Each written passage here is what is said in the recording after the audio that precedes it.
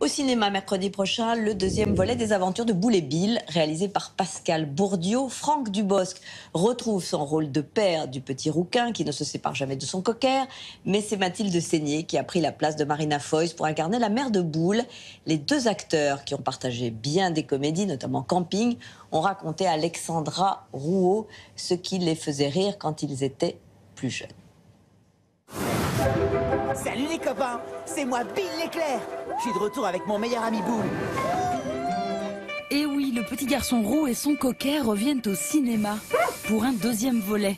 Fidèle à la célèbre bande dessinée, nos deux héros sont accompagnés d'un papa et d'une maman. Franck Dubosc a donc repris du service et Marina Foïs a laissé sa place à Mathilde Seigner. C'est parti. Entrée libre, Claire Chazal, je connais moi. C'est vrai, j'adore l'émission. Ouais. Le duo se connaît bien. Après avoir partagé l'affiche de Camping 1 et 2, les voici réunis dans cette nouvelle comédie. Et côté comédie, chacun a sa méthode. Franck est un acteur très très précis. Donc un peu comme un Louis de Funès, c'est-à-dire que c'est très précis. C'est vrai. Oui. C'est très précis dans ce que tu fais. Moi, je suis pas du tout précise. C'est l'inverse. Mais comme je connais son imprécision, ouais, mais attends, c'est moi qui le comme dis. je la connais, ça devient pour moi une précision. Donc je n'ai pas de surprise. Ou si je dois en avoir une, je m'y attends. Donc je vais jouer avec. Dis donc, Boule, tu vas arrêter de te comporter ainsi, oui? Ben, qu'est-ce que j'ai fait? Oui, chérie, qu'est-ce qu'il y a? Oui, c'est ça, oui, qu'est-ce qu'il y a? Non. Oh, qu'est-ce qu'il y a? Non, mais dis... La comédie, il faut être capable de faire 10 fois la même chose. Alors que le drame, moi je trouve, faut pas l'être trop justement. Exactement. Parce que quand le drame, c'est beau, quand justement il y a des fulgurances. C'est pour ça que c'est plus difficile, la comédie.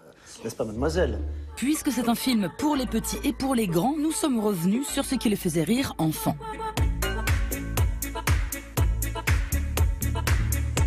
Je disais Mickey, le journal de Mickey.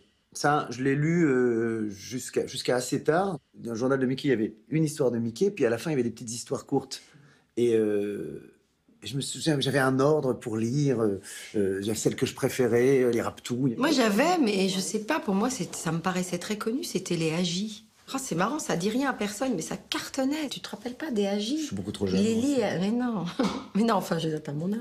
Les Agis, elle était invraisemblable, c'est une espèce de fille fluette. Mais tordante, c'était très très drôle, les Agis. Oh tiens, je voudrais retrouver Vraiment, des un Agis. con avec mon Mickey, moi, avec ses grandes oreilles et les raptouilles. Non, moi c'était assez... Non, c'était j'aurais un dû trouver peu... un truc plus intelligent. Sex and the City, elle avait des copines. Ouais, c'était vachement moderne, cette bande dessinée.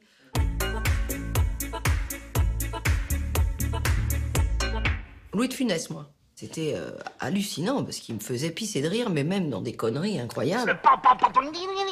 Ce que j'adorais chez De Funès, sa précision bien sûr et tout, mais c'est surtout que il était absolument immonde avec les petits, et complètement obséquieux devant les patrons. C'est le premier. C'était quand même un personnage odieux. Avec étant attends. méchant, ouais. À Paul Prébois, il lui disait « foutez-moi le camp », il lui reparlait comme du caca, pardon. Oui. Et alors, par contre, dès qu'il y avait un président, on dit « Monsieur le Président », il était obséquieux. C'était merveilleux, ça. C'était quand même très moderne et très culotté. Ouais. Et quand on revoit les films aujourd'hui, et notamment Rabbi Jacob, sont quand même des chefs-d'œuvre. Et ramifié.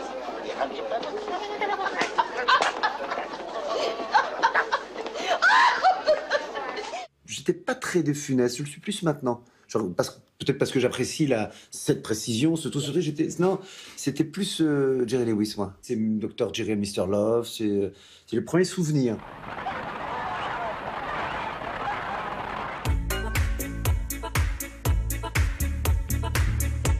Franck Dubosc. C'est une grande décision. Il y en a plein qui me font rire. Florence Foresti me fait rire. Ah, moi, je mens ma race. Ah, mais je mens à donf tout le temps, du matin au soir. Maman, pourquoi est-ce qu'il faut aller à l'école? Pour trouver un travail. Mais si on remonte à avant, moi, les premiers qui me faisaient rire en étant des artistes de scène, c'était Roger Pierre et Jean-Marc Thibault. Et te fâche pas! Je me fâche pas! Petit, j'adorais les voir dans les émissions des Maritis, Gilbert Carpentier, tout ça. Pour un petit garçon, c'était des grands qui...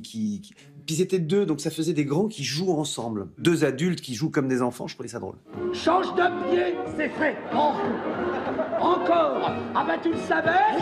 Ah bon? Moi, il y avait... alors, Las Palais, Chevalier ont pu me faire vraiment Oui, poiler. bon, bah... Et notamment Las Palais.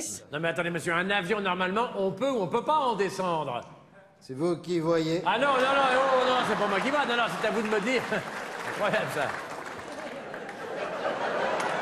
Non, monsieur, c'est à vous de me dire si votre avion qui va à Pau, je peux ou pas en descendre. Puis la patronne des patronnes, c'est quand même Muriel Robin. C'est-à-dire que moi, je crois que j'ai cru que j'avais... Voilà, je crois que jamais une femme, j'adore Forestier aussi, mais jamais une femme ne m'a fait autant rire. Laissez-moi un message avec vos poète, coordonnées et je vous rappellerai de mon retour. Vous pourrez parler après le... Bip sonore, merci d'avoir rappelé. Au revoir et à bientôt.